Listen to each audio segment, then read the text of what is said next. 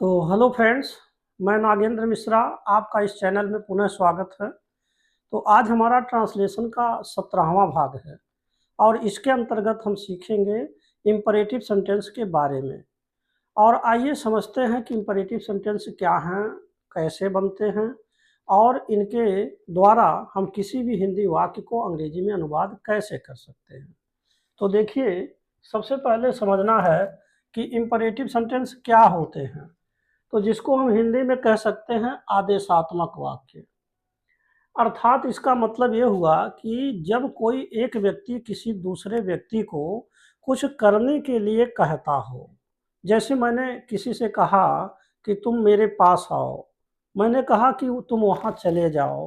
तो इस तरीके से अगर कोई एक इंसान किसी दूसरे व्यक्ति से कुछ कार्य करने के लिए कह रहा हो, कुछ भी करने के लिए कह रहा हो, तो उसे हम कहेंगे इम्परेटिव सेंटेंस। तो इम्परेटिव सेंटेंस बनाने के निम्न 4 नियम हैं। जैसा कि यहाँ हमने लिखा है, ऐसे वाक्यों का निर्माण निम्न 4 तरीके से होता है। अब सबसे पहले यह समझना है कि वर्ब की फर्स्ट फॉर्म से वाक्य शुरू। दूसरा है आपका डोंट या डू नॉट से वाक्य शुरू। तीसरा है नेवर से वाक्य शुरू। और चौथा है प्लीज या काइंडली से वाक्य शुरू। मतलब यह है कि अगर कोई अंग्रेजी का वाक्य हो तो उस वाक्य में हमें सबसे पहले ये देखना है कि सबसे पहले क्या आया है। तो देखिए, जैसे कि यहाँ पर लिखा ओपन द डोर, यहाँ लिखा हुआ है एग्जाम्पल में पहला पहला उदाहरण है ओपन द डोर। तो जो ये ओपन आया ना, ये वर्ब की फर्स्ट फॉर्म है। तो ऐसा वाक्य जो वर्ब के फर्स्ट फॉर्म से शुरू हो।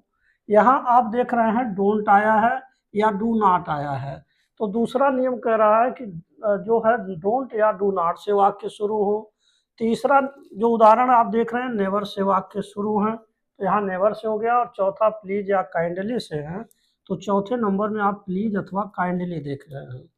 तो यही सबसे बड़ी पहचान है कि अगर कोई अंग्रेजी का वाक्य हो और इन 4 लक्षणों से अगर आते हैं तो इनको हम कहेंगे इम्परेटिव सेंटेंस। तो अब आइए समझते हैं कि इनका हिंदी में अर्थ हम कैसे निकालेंगे या किस तरह के हिंदी वाक्यों को अंग्रेजी बनाना हो तो कैसे बनाएंगे।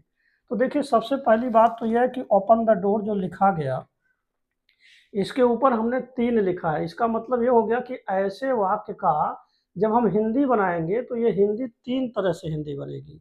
पहला तो ये बनेगा कि दरवाजा खोलो, ओपन द डोर माने दरवाजा खोलो, और ये पहली हिंदी होगी। और दूसरी बात यह है कि तुम दरवाजा खोलो और अथवा आप दरवाजा खोलिए। तो यहाँ एक बात और समझना है, यहाँ देखिए नोट एक पॉइंट लिखा हुआ है, इसको आप समझ लीजिए। जैसे ऐसे वाक्यों में कर्ता यू, जो यू है ना, यह लुप्त या छिपा रहता है। देखिए, अंग्रेजी में कहीं पर भी आपको यू नहीं मिलेगा, कहीं पर भी यू नहीं मिल रहे हैं। लेकिन जब आप हिंदी में अनुवाद कर रहे हैं तो यू जो होता है, इस यू का हिंदी या तो तुम बनता है और या तो बनता है आप, दोनों में से कोई एक बनता है। तो चाहे तुम कहिए चाहे आप कहिए। और यहाँ हिंदी में देखिए, एक बार मैंने तुम लिखा है और एक बार हमने आप लिखा है। तो इसका मतलब हुआ कि जैसे ओपन द डोर, तो डोर का मतलब हो गया दरवाजा, ओपन माने खोलो, तो दरवाजा खोलो हो गया। लेकिन यहाँ हम कह रहे हैं कि तुम दरवाजा खोलो, यहाँ यू यानी कि यू का हिंदी तुम आ गया। इसी प्रकार यू का हिंदी आप आ गया। तो हिंदी वाक्य जब बनाएंगे तो वहाँ सब्जेक्ट जो करता तुम है या आप हम लिख भी सकते हैं और नहीं भी लिख सकते हैं। सीधे जैसे अंग्रेजी में वाक्य दिया है ऐसे हम हिंदी में भी अनुवाद कर सकते हैं। तो ये हो जाएगा जैसे ओपन द डोर, तो दरवाज़ा खोलो, यह भी हो सकता है। लेकिन यह भी बात है कि तुम दरवाज़ा खोलो कह सकते हैं अथवा आप दरवाज़ा खोलिए कह सकते हैं। इसी तरीके से अब यहाँ बात आती है डोंट का। तो इसका जो है आपका उदाहरण देखिए, पहला नंबर उदाहरण जो है दरवाज़ा मत खोलो। देखिए डोंट या डू नॉट का शॉर्ट फॉर्म डोंट होता है। तो चाहे डोंट लिखे चाहे डू नॉट लिखे, और हिंदी में जब हम इनका अर्थ निकालेंगे तो हिंदी में इनका अर्थ होगा मत। देखिए डोंट अथवा डू नॉट दोनों का हिंदी में अर्थ होगा मत। तो ये हो जाएगा डोंट या do not open the door. यानी ओपन द डोर से पहले हमने क्या लगा दिया, डू नॉट या डोंट, तब अर्थ देगा मत। तब ये अर्थ उसी प्रकार हो जाएगा जैसे दरवाजा खोलो, तो यहाँ लिखा हो जाएगा कि दरवाजा मत खोलो। जैसे तुम दरवाजा खोलो, तुम दरवाजा मत खोलो। आप दरवाजा खोलिए, तो आप दरवाजा मत खोलिए। तो इस तरीके से इसका अनुवाद हो जाएगा। जहाँ तक उदाहरण नंबर 3 का सवाल है, ये पहला हो गया और ये आपका दूसरा और तीसरा देखिए। नेवर ओपन द डोर, तो नेवर का हिंदी में अर्थ होता है कभी मत, यानी कभी नहीं। तो नेवर का अर्थ होगा कभी नहीं।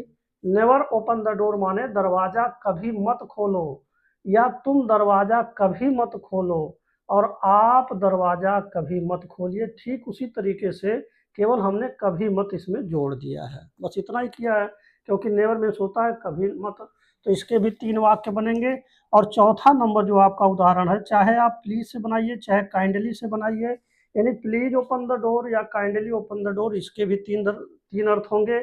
एक होगा कृपया दरवाजा खोलो, जैसे यहाँ पर तुम या आप नहीं लिखा, दूसरा हो जाएगा कृपया तुम दरवाजा खोल दो, और तीसरा हो जाएगा कृपया आप दरवाजा खोल दीजिए। तो यह बात ध्यान रखना है कि कभी भी इंपरेटिव सेंटेंस जो होगा, इसका जो एक वाक्य लिखा जाएगा चाहे वो अफर्मेटिव हो, अब देखिए ये आपका अफर्मेटिव है यानी कि साधारण वाक्य, और ये आपका निगेटिव है और यह भी आपका निगेटिव है, परंतु ये आपका अफर्मेटिव है। तो जहाँ अफर्मेटिव हो या निगेटिव हो, यही ध्यान देना, कैसे भी वाक्य हो उनके तीन तीन अर्थ होते हैं। हिंदी में हम सब्जेक्ट यानी यू का हिंदी तुम या आप भी लगा सकते हैं, लेकिन यह ध्यान देना है कि अगर अंग्रेजी में बोलना है तो वहाँ पर हमें यू कतई नहीं लिखना है। ऐसे नहीं होगा कि यू ओपन द डोर, ये कोई वाक्य नहीं होते। बहुत सारे लोग ऐसे हैं यू ओपन द डोर, ये व्हाट इज दैट, वो क्या है भाई, यू ओपन द डोर नहीं होता। जब भी होगा तो ओपन द डोर, जब भी होगा तो सिट डाउन, ये नहीं कि यू सिट डाउन, ये कौन सी अंग्रेजी है, नो। तो इस तरीके से आपको समझना है कि ये था आपका आदेशात्मक यानी इंपरेटिव सेंटेंस, जिसके मुख्य 4 लक्षण हैं। यही 4 लक्षण आपको ध्यान रखना है। अगर ऐसे 4 लक्षण आते हैं तो ये होते हैं इंपरेटिव सेंटेंस, और इनका जब हम अनुवाद करेंगे तो हिंदी वाक्यों को 3-3 अर्थ ले आएंगे। तो मुझे आशा है कि आपको ये छोटा सा वीडियो जो है अच्छी तरीके से समझ में आ गया होगा। तो अब अंत में मैं आपसे यही कहूँगा कि यदि आप मेरे चैनल पर पहली बार हैं तो कृपया मेरे चैनल को सब्सक्राइब अवश्य कर दें, साथ ही साथ बेल आइकन भी दबा दें, जिससे कि जो भी हम नए नए वीडियोज़ बना रहे हैं वो आप तक आसानी से पहुंच सके और आप उसका समुचित लाभ उठा सकें। And finally thanks for watching this video.